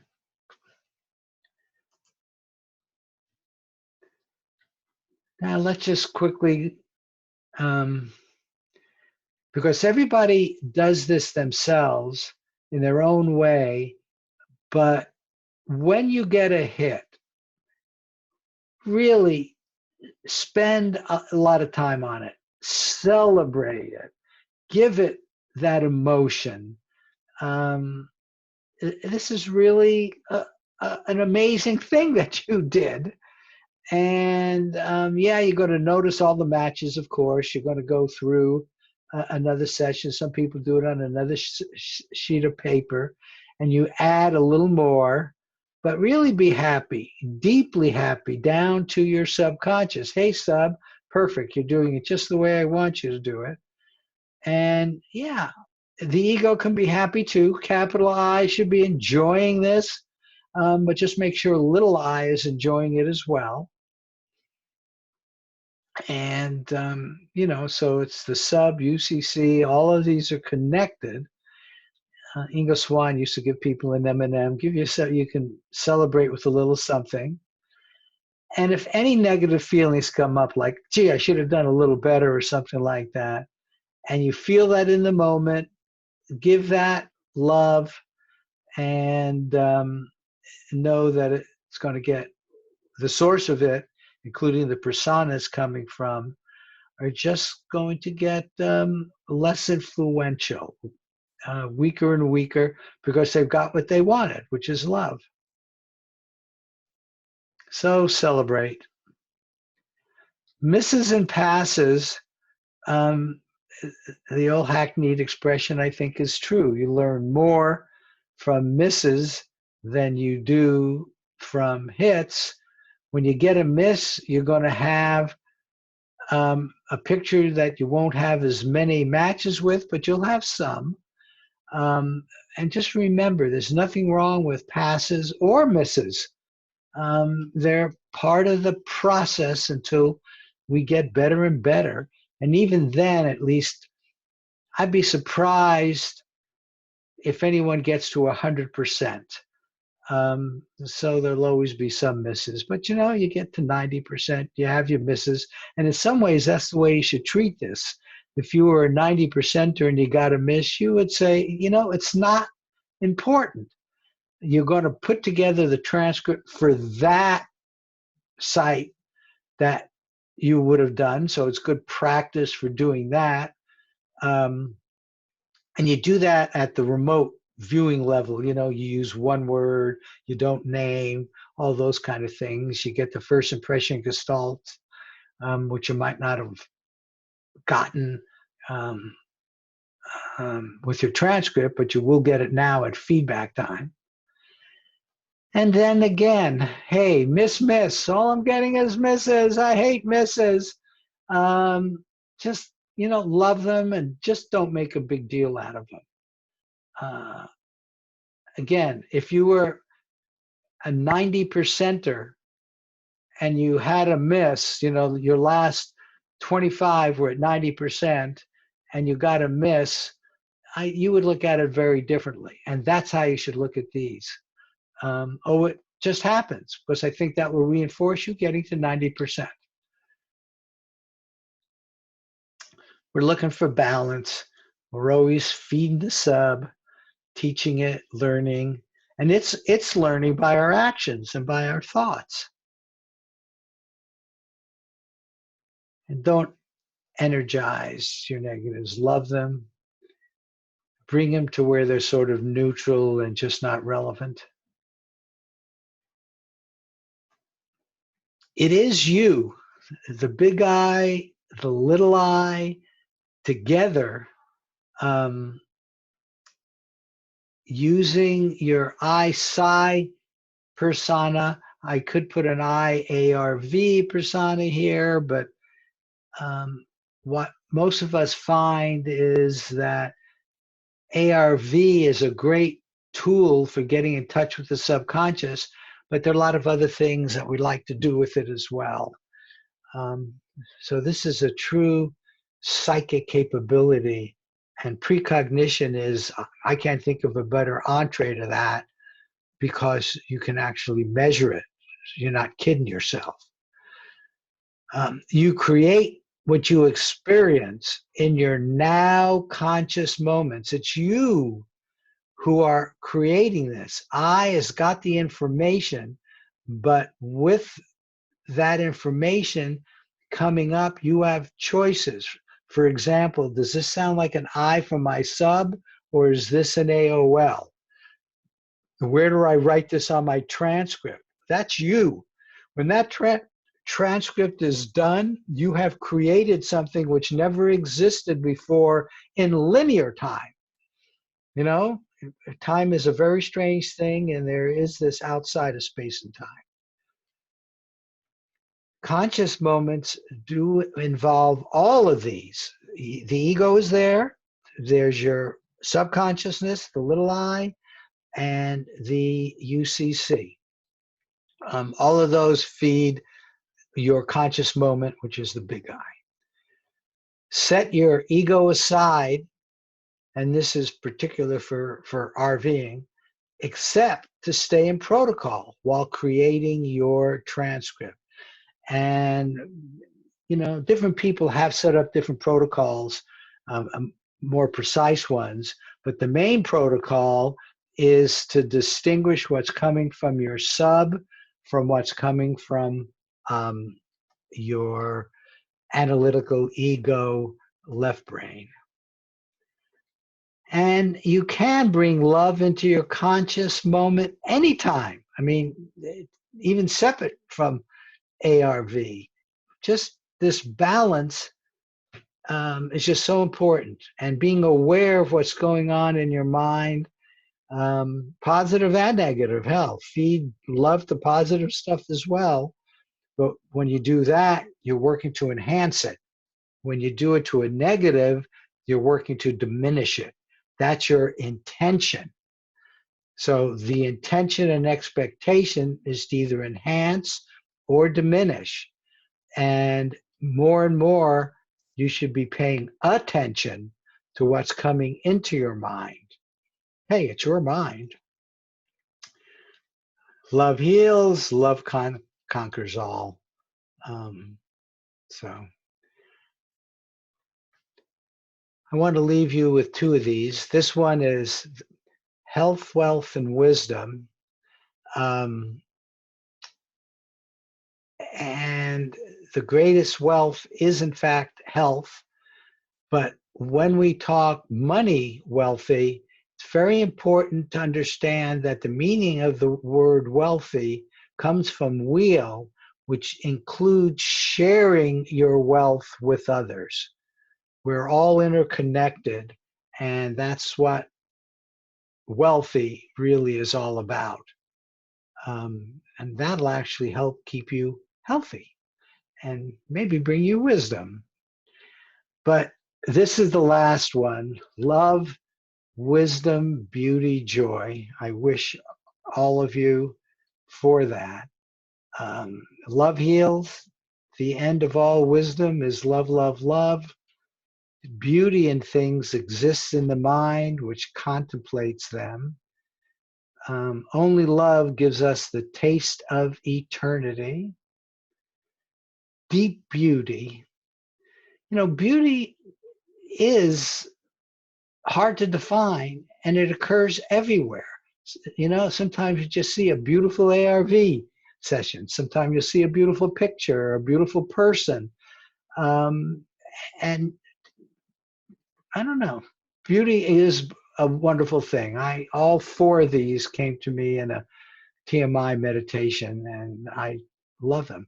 The key is to stay in the moment. Joy is found in the moment. Hey, there you go. There's big I getting the joy and stuff from little I. Wisdom is knowing I am nothing. Love is knowing I am everything. And between the two, my life moves. Love has reasons which reason cannot understand. A thing of beauty is a joy forever. Joy, share it, feel it. The true heart's longing, love, wisdom, and freedom of being. And then just end it with this idea of the balance with our psychic eye. Okay, thank you all. Questions, comments?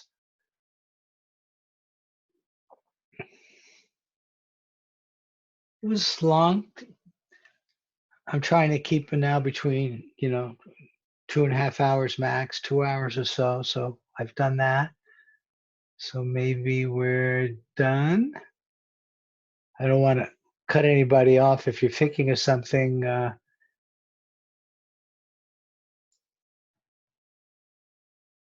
okay.